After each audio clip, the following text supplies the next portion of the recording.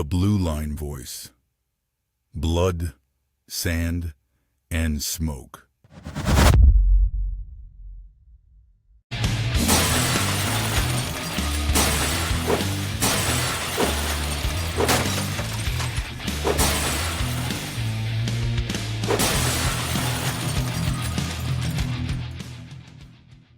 There's some agencies that are starting to come around saying, hey, we need to take care of our officers, right?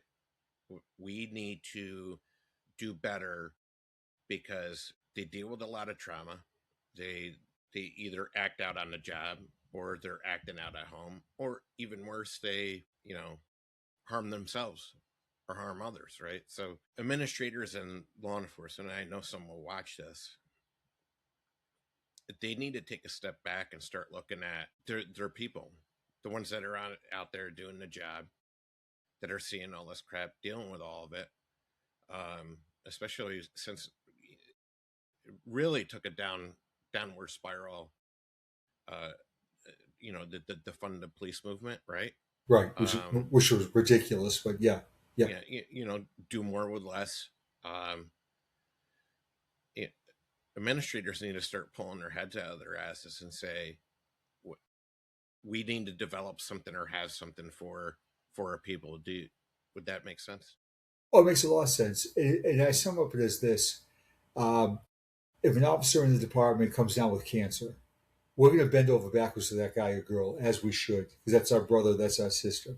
We're going to do fundraising for that officer. We're going to help household duties, cutting the grass or whatever. We're going to bend over backwards to accommodate that officer that's suffering from cancer, again, as we should.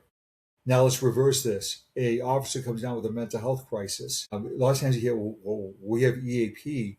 Well, that's all well and good, but there's more to it than taking care of your officers. So we should treat a mental health illness or a mental health episode, or whatever you want to word it, as a line of duty injury.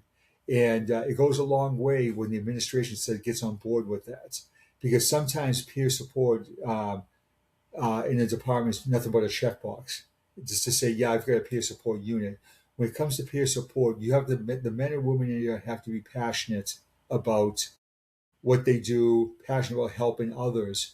Not, hey, listen, I'm going to join peer support because I'm going to test for sergeant next year, and that looks good in my resume. Those people don't need to be in that. This also, in an agency, everything starts at the top. The bosses make the final decision. The boots on the street don't make the final decisions. So when you have a chief of police or a sheriff or something from the command staff that says, listen, this is a stressful job, like you said. We see the worst of the worst. Here's the resources we have for you. And most of all, it's confidential. That's what we have to do. We have to be better in taking care of our officers. I see all these incentive plans, hey, if you do the PAT, you do the physical ability test, and you score this, we're going to give you 2 days off. That's great. Keeping yourself physically shaped, that's great. Well, how about this? Maybe once a year, the department sponsors you to go to speak to a mental health professional for an hour or two. And you can talk about anything. You can talk about the job, you can talk about sports, politics, or whatever. And they reward those people that go to that because they're trying to keep themselves mentally sound also. When you